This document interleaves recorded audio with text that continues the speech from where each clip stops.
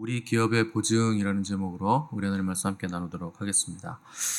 사도 바울은 우리를 택하신 하나님의 은혜의 풍성함과 그리스도 안에서 만물을 통일되게 하시는 하나님을 마땅히 찬양받으실 분이라 이렇게 선포하면서 3절에 보시면 찬송하리로다가 터졌고, 또 6절에서는 그 은혜의 영광을 찬송하게 하려는 것이라, 또 12절에 보시면 우리가 찬송이 되게 하려 하심이라, 또 14절에서도 그의 영광을 찬송하게 하려 하심이라.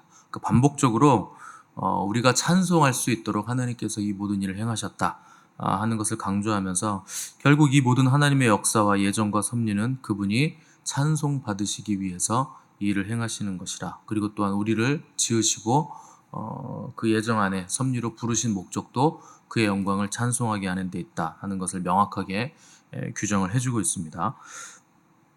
그래서 우리가 하나님의 위대한 진리를 올바로 깨달으면 우리에게 나타나는 반응이 뭐냐? 하나님을 찬송하는 겁니다.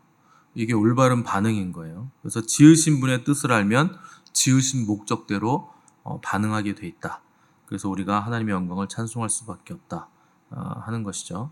그러니까 하나님이 우리를 지으실 때 찬송하는 자들로 지으셨고, 또 하나님이 행하시는 모든 일들도 하나님이 결국 찬송 받으시기 위해서 하신다는 것은, 우리가 하나님을 찬송할 때 하나님이 얼마나 기뻐하시는가 하는 것의 반증이라고 할 수 있습니다. 그래서 하나님이 찬송을 가장 기뻐하시기 때문에 우리를 지으실 때도 찬송하는 존재들로 지으셨다 하는 것이고, 반면에 마귀는 우리가 하나님을 찬송하는 것을 극도로 싫어할 수밖에 없다 하는 것 당연히 알 수 있겠죠.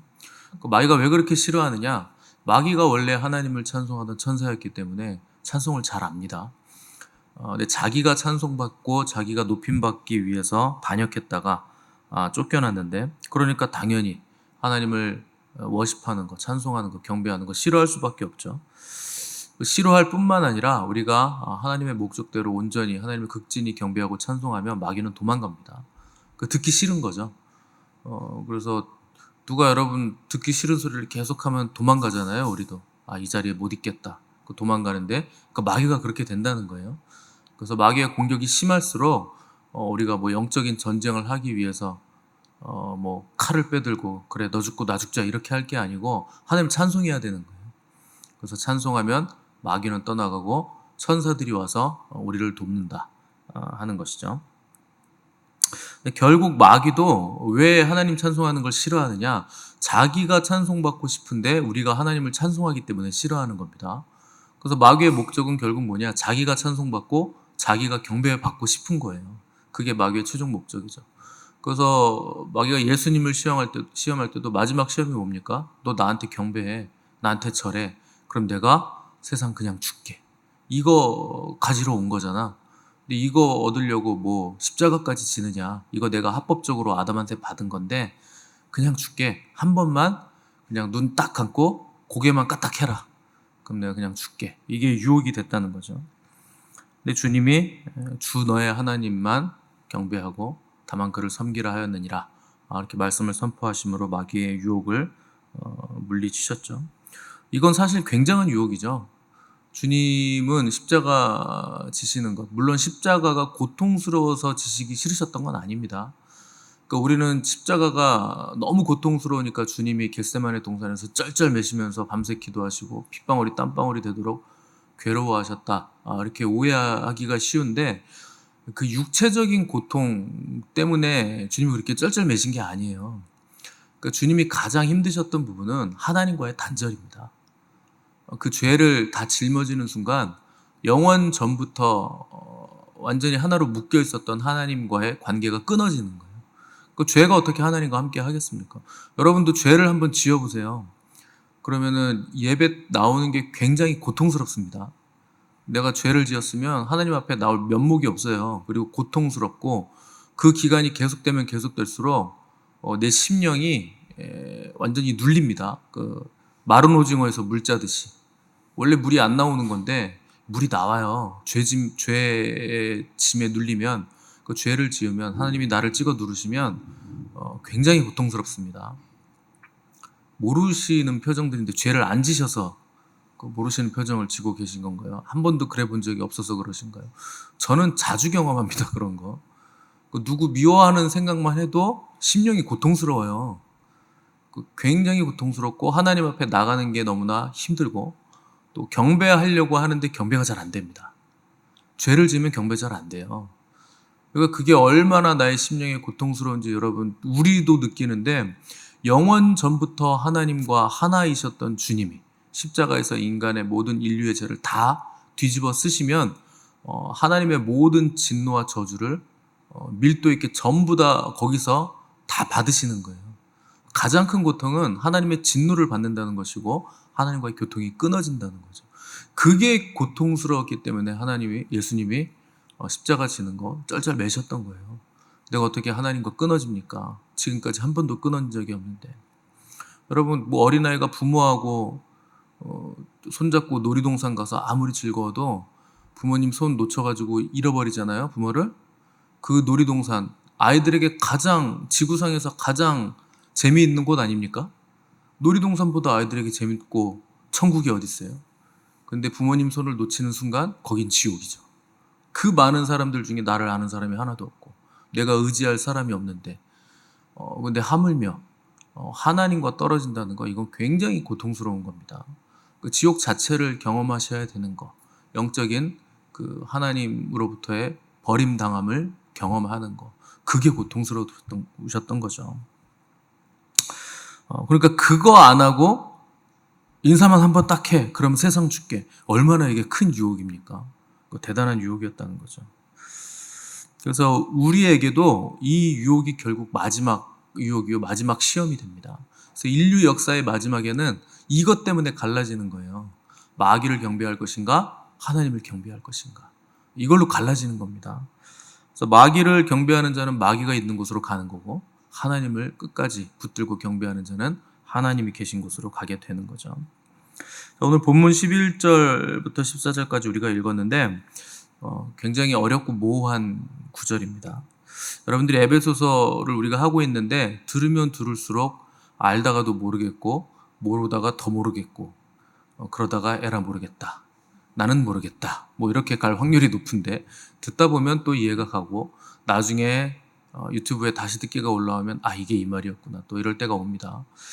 이 내용들이 너무 큰 것들을 담고 있어서 우리의 좁은 머리로는 이해가 안 되는 거예요. 그래서 우리가 영으로 이해해야 되기 때문에 처음엔 잘 이해가 안 되죠. 오늘 구절 잘 보시면 11절 보시면 모든 일을 그의 뜻대로 결정대로 일하시는 이의 계획을 따라 우리가 예정을 입어 그 안에서 기업이 되었다. 여기 예정이 나오죠. 그러니까 예정이 나온다는 것은 모든 일이 하나님의 거대한 계획과 섭리 속에 있다는 뜻입니다. 그냥 막 되는 일이 아니라는 거예요. 하늘에 나는 새 한 마리도 그냥 떨어지지 않는다. 모든 건 하나님의 원대한 계획 속에 다 들어있다 하는 것을 사도 바울이 지금 예정이라고 표현을 한 겁니다. 근데 11절에 우리라는 말이 나와요. 우리가 예정을 입어 그 안에서 기업이 되었다. 그러니까 우리가 이런 성경을 읽으면 이 우리 안에 저 여러분이 포함된다고 생각을 합니다. 그죠? 당장 우리도 하나님의 예정을 따라서 하나님의 기업 안에 포함이 됐지. 이게 우리 안에 내가 들어가 있지. 이렇게 해석을 하는데 12절에서도 우리가 나와요. 이 우리는 누구고 11절에 우리는 누군가. 그게 만약에 둘 다 모든 그리스도인들을 말한다면 굉장히 모호한 구절이 됩니다. 13절에서 너희가 나오기 때문에 그래요. 우리가 나오고 너희가 나오잖아요. 이게 지금 대칭이 되는 겁니다. 우리는 이렇게 해서 이렇게 됐고 우리가 이렇게 됐어. 너희는 이렇게 됐고 이렇게 돼서 이렇게 됐어. 이렇게 지금 대칭이에요. 그러니까 앞에 우리와 뒤에 너희는 분명히 대상이 다르죠. 그러니까 무조건 그리스도인들로 해석하면 안 되는 겁니다. 앞에 우리도 그리스도인, 뒤에 너희도 그리스도인, 이렇게 하면 이 구절은 해석이 안 되죠. 찬찬히 살펴야 되는 구절들입니다. 11절 하반절에 보시면 우리가 예정을 입어 그 안에서 기업이 되었다. 13절에서 그 안에서 너희도 라는 표현이 나오죠. 그러니까 11절 하반절에서 우리가 예정을 입어 그 안에서 기업이 되었듯이 너희도 그 안에서 뭐뭐가 됐다는 거예요. 그러니까 앞에 우리와 뒤에 너희는 분명히 다른 존재들이죠. 그래서 결론적으로 말하면 뭐냐? 앞에 나오는 우리는 유대인들 말합니다. 그러니까 그 우리를 여러분들이라고 생각하시면 안 돼요. 거기 유대인들 말하는 거예요. 그래서 11절에 모든 일을 그의 뜻의 결정대로 일하시는 이의 계획을 따라 유대인인 우리가 예정을 입어 그 안에서 기업이 되었다. 그러니까 예수님을 믿은 유대인들이 우리라고 표현이 된 것이고, 그러니까 13절에 그 안에서 너희도라는 게 나올 때 너희는 누구냐? 당연히 이방인들 말하는 겁니다. 그러니까 예수 그리스도를 믿은 유대인들이 주 안에서 예정 안에서 기업이 된 것처럼 이방인들인 너희도 그 안에서 기업이 되었다. 바울이 지금 이걸 설명하고 싶은 거예요. 자, 요 해석을 가지고 오늘 본문을 다시 제가 한번 읽어볼게요. 모든 일을 그의 뜻의 결정대로 일하시는 이의 계획을 따라 우리 유대인들이 예정을 입어 예수 그리스도 안에서 기업이 되었으니 이는 그리스도 안에서 전부터 바라고 소망하던 우리 유대인들이, 그러니까 구약시대 때부터 메시아를 바라고 소망하던 우리 유대인들이 그의 영광의 찬송이 되게 하려 하심이라. 곧 그리스도 안에서 너희 이방인들도 진리의 말씀 곧 너희의 구원의 복음을 듣고 그리스도 안에서 또한 믿어 약속의 성령으로 인치심을 받았으니 이는 우리 기업의 보증이 되사. 여기서 우리는 그리스도인들 전부를 말합니다. 그래서 14절에서는 전부예요. 이는 그리스도인들의 기업의 보증이 되사 그 얻으신 자들을 속량하시고 그의 영광을 찬송하게 하려 하심이라. 이해가 되시죠? 네, 이렇게 읽으면 잘 읽으시는 겁니다. 그러니까 우리라고 해서 무조건 그리스도인들 전부다 이렇게 읽으시면 안 되고 맥락을 잘 파악해서 읽으셔야 되는 거예요. 그래서 바울 사도가 우리와 너희라는 말을 지금 요 문맥에서 강조하고 있는데 왜 이걸 강조하느냐? 유대인과 이방인들의 하나됨을 지금 강조하고 싶은 거예요. 그래서 유대인들이 먼저 복음을 믿어 예루살렘으로부터 시작한 복음이 유대와 사마리아와 이방인들의 땅끝까지 퍼져나갔고 구약 시대부터 메시아가 오기를 간절히 바라고 소망하던 유대인들과 그들로 인해 복음을 받아들인 이방인들이 그리스도 안에서 하나가 되었다 하는 놀라운 사실을 바울이 지금 선포하면서 강조하고 싶은 겁니다. 이걸 뭘 굳이 또 강조하나 싶으시겠지만 우린 이게 너무 당연하잖아요. 우린 이게 너무 당연할 수밖에 없죠. 왜냐하면 우린 이방인이니까요. 우리가 유대인이었다면 이건 진짜 대단한 일을 하나님이 하셨네 이런 생각을 하실 겁니다. 왜냐하면 복음은 이 구원은 원래 이방인들의 것이 아니에요. 유대인들의 것이에요. 그래서 하나님도 유대인들의 하나님이시고 유대인들이 원래 구원을 받아야 되는 건데 하나님이 유대인들뿐만 아니라 이방인들도 이 복음을 전하셔서 구원을 얻게 하신 거 이건 진짜 놀라운 일입니다. 우리는 이방인들이니까 유대인들 저까지 것들이 뭐 이걸 이렇게 유세를 떠나 이런 생각하기 쉬운데 아닙니다. 우리는요 유대인들에 비하면 사실 그들이 생각하는 게 맞는 거예요. 아무것도 아닌 사람들이에요 우리는. 근데 우리가 수혜를 입은 거죠. 결국에 하나님은 유대인들을 돌아오게 하십니다. 그리고 유대인들이 하나님의 눈동자이고 하나님의 마음에 새겨진 사람들이에요. 그 유대인들이에요. 우리는 그들이 복음을 거부하는 바람에 수혜를 입은 거죠. 그래서 유대인들을 이방인들이 복음으로 구원받는 걸 보면서 유대인들이 그걸 보고 시기나게 하시려고 복음이 우리에게 온 거지 원래는 유대인들이 구원받는 게 맞는 겁니다. 근데 우리가 어떻게 하다 보니 복음을 받아들이게 돼서 하나님의 섭리 안에서 우리도 그 기업이 되게 하셨다. 그러니 이게 얼마나 놀라운 일이냐. 그리고 유대인들과 이방인들이 그리스도 안에서는 하나가 되었다. 얼마나 놀랍냐. 바울 입장에서는 이게 너무나 놀라운 일이라는 거예요. 그래서 이걸 이방인과 유대인의 하나됨을 지금 강조하는 거죠. 유대인이나 이방인이나 복음에는 차별이 없다. 헬라인이나 종이나 자유자나 남자나 여자나 뭐 할 것 없이 그리스도 예수 안에서 다 하나이기 때문에 만약 이제부터는 누구라도 유대인과 이방인을 선을 긋고 어떤 쟁점으로 선을 그으면 그 사람은 복음을 부인하는 것과 같은 것이다. 그러니 이방인들인 너희들 걱정하지 말고 눌릴 거 없다. 이제 너희와 우리 유대인들은 하나다. 그걸 누가 하셨느냐? 예수 그리스도 우리 주님께서 그 일을 해주셨다. 하나님의 절대적인 창세전부터 예정하신 예정과 섭리 안에서 이 일이 일어나게 됐다 하는 것이죠. 그러면 그거를 우리가 어떻게 믿고 어떻게 보증을 받느냐? 약속의 성령으로 우리가 인치심을 받아서 그걸 우리가 보증을 받은 거다. 그래서 13절에 약속의 성령으로 인치심을 받았다는 내용이 나오는 겁니다. 그러니까 성령님이 우리 안에 오셨으면 이 보증이 되는 거다. 다 하나가 되었다. 우리 다 구원을 받았다. 그리고 하나님의 기업들이고 기업을 물을 자들이라 하는 거죠. 자, 인을 쳤다라는 거 이게 도장 인자잖아요. 그러니까 도장을 찍으셨다 하는 겁니다. 이 도장은 세 가지 의미가 있는데 첫 번째는 소유권이죠. 저번에도 한번 말씀드렸지만 저희 어렸을 때 돼지고기 김치찌개를 먹으면 비계에 퍼런 도장이 찍혀있는 자국이 있습니다. 엉덩이에 인침 받은 거죠. 그거 왜 찍냐면 이거는 내 돼지요, 혹은 이거는 먹어도 되는 돼지요, 검수가 끝난 돼지요 하고 엉덩이에 딱 찍는 거잖아요. 그렇듯이 바울 시대 때도 짐승들에게 인을 쳤습니다. 이제 그때는 그 불로 인두로 해가 지지는 도장이었겠죠.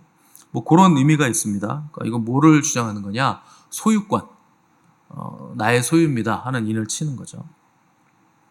또 두 번째는 안전 보장의 의미가 있어요. 먹어도 된다 하는 것도 안전 보장이고, 바울 시대 때 인 치는 건 그러니까 편지에 인을 찍는 겁니다. 그게 이제 촌농을, 그 편지 그 여는 데를 촌농을 이렇게 떨어뜨려서 반지 가지고 이렇게 딱 찍었습니다. 그러면 이 반지의 주인이 요거 인을 쳤기 때문에 누구도 열어봐서는 안 되고 수신자만 열어볼 수 있다. 그리고 이게 뜯겨지지 않은 이상 안전하게 잘 전달이 된 거다. 안전 보장을 해주는 거예요. 그리고 내용이 안전하게 잘 전달이 됐다. 누구도 내용을 수정하지 않았다. 그런 안전함의 보장을 해주는 게 인이죠. 자, 세 번째는 권위를 상징하는 뜻이 있습니다. 그 인이라는 게 당시에는 그 반지로, 왕도 이렇게 반지로 이렇게 찍잖아요. 그래서 요셉이 총리가 됐을 때 왕이 반지까지 다 빼줍니다. 네가 도장 찍어, 이렇게 되는 거죠. 그래서 그걸 찍으면 권위를 주는 거예요. 그 찍은 사람의 권위가 그 안에 담겨 있다. 그리고 내가 이걸 찍었을 때 내 권위를 그에게 보낸다. 권위가 위임됐다. 권위를 받았다. 부어졌다 하는 뜻이 있는 거죠.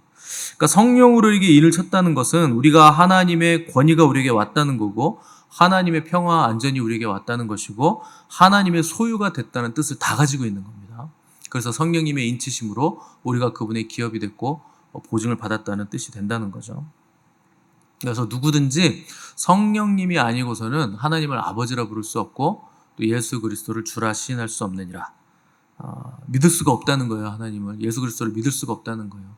믿는다? 그건 이제 성령을 받았다는 뜻입니다. 그 성령으로 우리가 인치심을 받았다는 거죠. 우리는 예수님을 구세주, 나의 구주요 주님이시라 부르는 것이 너무나 쉽죠. 그리고 하나님을 아버지라고 부르는 게 너무 쉽죠. 굉장히 좋죠. 근데 그거 못 하시는 분들이 있어요. 안 됩니다. 그 말이 안 나와요. 왜 그러냐? 성령님이 안 오셔서 그래요. 성령으로 인치심을 받지 않아서 불가능합니다. 그러니까 성령이 계시지 않으면 하나님을 쉽게 아버지라 부르지 못하고 주님을 나의 구주, 주인이라 이렇게 부르지 못하는 거예요. 그래서 기도를 해도 성령님에 따라 기도를 해야지 그냥 기도하는 건 안 되는 겁니다. 성령님의 인도를 따라 기도하지 않는 건 그냥 정한수 떠놓고 목욕 제기하고 기도하는 거하고 똑같아요. 하나님이 나의 아버지시가 아닌데, 아버지가 아니신데 누구에게 기도를 합니까? 성령님이 없으면 하나님이 내 아버지가 아닌 거예요. 그러면은 내가 기도하는 거, 우리 자식 잘 되게 해주세요, 어쩌고 건강하게 해주세요, 아무리 기도해도 그 대상이 모호한 거예요. 하나님이 내 아버지가 아니면 하나님께 기도하는 게 아닌 겁니다. 자녀가 아버지에게 요구할 수 있는 거지, 옆집 아저씨한테 이거 달라고 요구하면 안 되는 겁니다. 이상한 겁니다. 그러니까 성령님이 오시지 않으면 하나님을 아버지를 부를 수 없고 하나님이 내 아버지가 아닌 거예요. 그런 분들이 교회 와서 아무리 기도하셔봤자 소용없어요. 그거 그냥 정한수 떠놓고 기도하는 거하고 똑같습니다. 그래서 이 사람이 정말 하나님을 영접했나? 예수 그리스도를 영접했나? 하는 걸 보시려면 하나님을 아버지라고 부르고 기도하는가, 구하는가, 그리고 예수 그리스도를 나의 죄를 다 사해 주신 분으로, 내 죄를 다 가져가신 분이고 나는 죽을 수밖에 없는 죄인이라고 인정하는가, 근데 그분이 나를 살려주셨다는 걸 인정하는가, 그리고 그분이 나의 주인이시기 때문에 나는 그분을 위해서 산다 하는 것을 인정하는가, 그걸 보면 됩니다. 한 두세 가지밖에 안 되잖아요. 하나님이 나의 주인 되신다? 그럼 하나님께 다 드려요. 드릴 수 있어요. 왜냐하면 그분이 나를 살리신다, 그분이 나를 먹이시고 입히신다 하는 걸 알기 때문에 얼마든지 드릴 수 있는 거죠. 그런데 드리는데 발발 떤다? 그거 이상한 겁니다. 나는 이상한 사람인가 하시는 분들은 다시 한번 잘 삶을 돌아보시기 바랍니다. 우리가 아들이 되었다는 건 하나님의 모든 기업을 받는 자들이 된 거예요. 하나님이 엄청난 걸 우리에게 주시는데 그 모든 걸 받는 자들이 되었다는 거죠. 그래서 우리 주님은 아버지의 것을 받아서 늘 아버지를 나타내십니다. 이것도 또 하나의 증거죠. 우리가 누구의 영광을 드러내는가. 뭐가 잘 됐을 때 하나님 아버지께 영광을 돌립니다. 주님이 하셨습니다. 역시 우리 아버지십니다. 그래서 무슨 일이 일어나면 항상 하나님 아버지께 영광 돌리라고 제가 강조를 하잖아요. 그걸 안 하면 여러분이 영광 받으신 겁니다. 뭐가 잘 됐어. 우리 목사님 역시 다재다능하셔. 저런 것도 할 줄 아셨어. 저렇게 일이 잘 됐어. 근데 제가 그걸 하나님 아버지께 영광을 안 돌리면요, 여러분들은 목사가 잘난 줄 알아요. 하나님이 해주신 건데. 그래서 습관적으로 모든 영광을 아버지께 돌리셔야 됩니다. 그게 그냥 습관이 아니고 그걸 믿는 사람만 그렇게 할 수 있어요. 하나님이 해주셨다. 그래서 중요한 건 뭐가 나타나고 뭐가 되고 이것보다 더 중요한 게 내가 하나님 아버지의 자녀가 되었다는 거. 이게 굉장히 중요한 겁니다. 그걸 누가 보증해 주시느냐? 성령님께서 인쳐 주시고 보증해 주신다. 그래서 바울은 빌립보서 1장 6절에서 너희 속에 착한 일을 시작하신 이가 그리스도 예수의 날까지 이루실 줄을 확신한다. 우리 속에서 착한 일을 시작하신 이가 누구십니까? 성령님이시죠. 성령님이 우리 안에 오셔서 우리 속에서 착한 일을 시작하시다. 착한 일이 뭡니까? 예수 그리스도를 주라 시인하는 거. 하나님을 아버지라 부르게 된 거. 이게 선하고 착한 일이라는 거예요.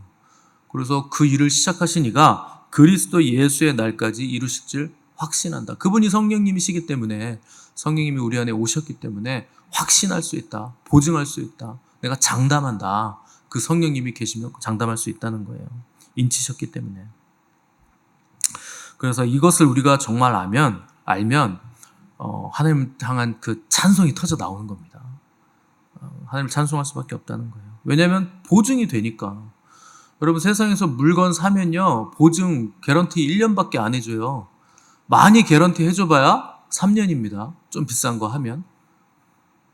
세상국은 그렇죠. 근데 성령님은 영원한 보증이세요. 개런티가 영원이에요. 영원토록 내가 보장하마. 그러니까 우리 입술에 찬송이 터져 나오는 거죠.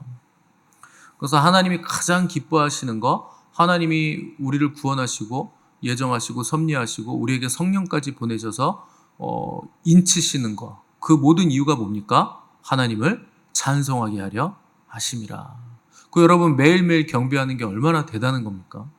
매일매일 하나님을 찬송하는 게 얼마나 이게 놀라운 일이에요. 찬송을 하면 기쁨과 감격이 있고 영광이 내려오고 우리에게도 기쁨이 있지만 가장 큰 기쁨은 하나님이 기뻐하시는 거예요. 하나님이 우리 찬송을 굉장히 기뻐하신다는 거예요. 그래서 빙글빙글 돌 정도로 뛸 듯이 우리의 찬송을 기뻐하신다. 그렇게 하나님을 찾고 경배하고 찬송하고 예배하는 자가 있는지 하나님은 늘 찾으시는 거예요. 그런 사람이 있나 없나, 땅에 누가 나를 기뻐하고 경배할까, 그런 사람들을 찾는 거죠. 우리가 하나님을 찾는 것보다 하나님이 우리를 더 찾으세요. 누가 나를 경배할고 누가 나를 찬송할고 더 찾으시는 거죠. 여러분, 경배를 하면 경배가 쉽던가요? 찬송이 쉽습니까? 어려워요. 처음에 한 1년은 만만합니다. 우리가 한 번도 들어가 보지 못한 지성소로 들어가는 것이고 영광이 내려오고 경험을 막 하게 되니까 처음에는 잘 하는데 3년쯤 되면은 점점 힘듭니다. 야, 이게 쉬운 게 아니다. 이런 얘기들이 나와요. 왜 그러냐? 죄악된 우리의 본성을 거스르는 거라 그래요. 그래서 힘든 거예요. 우리가 죄가 없으면 찬송만큼 쉬운 게 없을 겁니다. 근데 우리는 본질상 진노의 자녀들이잖아요. 아직도 옛사람이 우리 안에 남아 있잖아요. 그러니까 이게 어려운 거죠. 에이, 뭐 해도 아무것도 아무 일도 안 일어나네. 뭐 이런 생각하기 굉장히 쉽습니다. 왜 아무 일도 안 일어납니까? 그러니까 영적인 눈을 열어서 보지 못하니까 아무 일도 안 일어나죠. 그러니까 하나님이 얼마나 이것을 기뻐하시는지 모르니까, 깨닫지 못하니까 우리가 이게 어려운 거죠. 그래서 죄악된 본성은 하나님 높이는 것보다 내가 높아지기를 더 즐거워합니다. 그래서 거부하는 거죠. 하나님을 거부하는 거죠. 근데 성령님은 하나님 아닌 것을 거부하고 너 자신을 부인하고 하나님을 선택하라고 끊임없이 우리에게 말씀하시고 격려하시죠. 그래서 우리가 선택을 하라는 거예요. 내가 무엇을 할 것인가. 그래서 경배를 하고 안 하는 건 여러분의 선택입니다. 자동 안 되잖아요. 힘들잖아요. 그럼 그때 어떤 힘을 발휘해야 되느냐? 내가 선택하는 능력을 발휘해야죠. 올바른 것을 선택할 때만이 우리에게 자유가 임하는 거라고 갈라디아서 내내 말씀을 드렸잖아요. 그래서 그리스도인들의 자유는 어떻게 보장되는가? 올바른 것을 선택할 때, 우리가 하나님을 선택할 때 우리에게 자유가 보장이 된다. 그 외에는 모든 선택들은 우리에게 자유를 박탈한다. 그게 갈라디아서의 내용이잖아요. 그래서 하나님은 우리가 하나님의 성품과 그분의 신적인 의식에 참여하기를 원하시죠. 그래서 보내주신 게 성령님이에요. 그래서 성령님을 따라 우리가 인도함 받을 수 있도록. 그래서 우리가 하나님을 선택할 때 하나님의 일을 보게 되는 거죠. 그래서 어떤 사람은 사자굴에도 들어가고, 어떤 사람들은 풀무불에도 들어가고, 나는 굶더라도 선지자에게 음식을 주고, 질게 뻔한 전쟁인데 앞에 찬양대를 세워가지고 찬송하며 나가니까 전쟁에서 승리하기도 하고, 그 모든 것들을 다 왜 그렇게 합니까? 하나님을 선택하는 거예요. 믿음을 선택하는 거예요. 세상의 방법 거부하고 내 생각을 다 거부하고 하나님을 선택했을 때 우리가 하나님의 역사를 보게 된다는 거죠. 그렇게 어려운 길을 택했을 때 하나님이 역사해 주시는 것을 보면서 우리 안에서 찬송이 터져 나온다 하는 것이고, 또 우리 안에서 찬송을 하기로 선택할 때 하나님이 결국 합력해서 선을 이루어내신다 하는 것을 우리가 시간이 지날수록 깨달아갈 수 있게 된다는 겁니다. 그래서 천국에 가면 할 게 찬송밖에 없어요. 여기서 찬송 열심히 하셔야 천국 가서도 이거 맨날 하던 거 적응 잘 되네 이렇게 되는 거지. 천국 갔는데 적응 안 되게 맨날 찬송만 하네 이러시면 어떡합니까? 가서 찬송하고 경배만 하고 예배만 할 건데. 왜 그럴까요? 천국은 이미 다 이루어진 곳이에요. 더 이상 아픔도 없고 슬픔도 없고 기도할 것도 없어요. 뭘 기도를 합니까? 다 이루어졌는데 찬송만 해야지. 그러니까 찬송을 많이 하시는 분들은 더 빛나게 될 것이고 더 극진히 하나님을 찬송하게 되겠죠. 세세 무궁토록 찬송과 경배만 있고 예배만 있는 곳이 그곳이기 때문에 우리가 느끼는 찬송과 예배, 그 경배의 기쁨은 천국에서 드리는 그 기쁨에 비하면 수조억분의 1도 안 되는 기쁨입니다. 가히 이루 말할 수 없는 기쁨으로 우리는 하나님을 찬송하며 기쁨을 누리게 될 것이고, 그때 우리의 찬송을 기뻐하시는 하나님의 화답을 우리가 들을 수 있고 보게 될 겁니다. 거기서는 하나님의 노래도 들을 수 있게 될 거예요. 그런 곳이 천국이에요. 그래서 하나님을 찬양하고 경배할 수 있다는 거, 우리가 하나님의 자녀 됐다는 보증이에요. 하나님의 자녀들만 찬송할 수 있습니다. 누가 찬송을 합니까? 당연히 하나님의 백성들이 찬송을 하지. 여러분이 특권을 소홀히 여기지 마시고 매일의 삶에서 찬송을 하심으로 이 찬송의 밭을, 마음의 밭을 찬송으로 일궈 나가시기를 바라고, 이 과정을 통해서 경배하는 자들에게 주시는 무한한 기쁨을 매일매일 누려가시는 저와 여러분들 되시기를 간절히 바랍니다.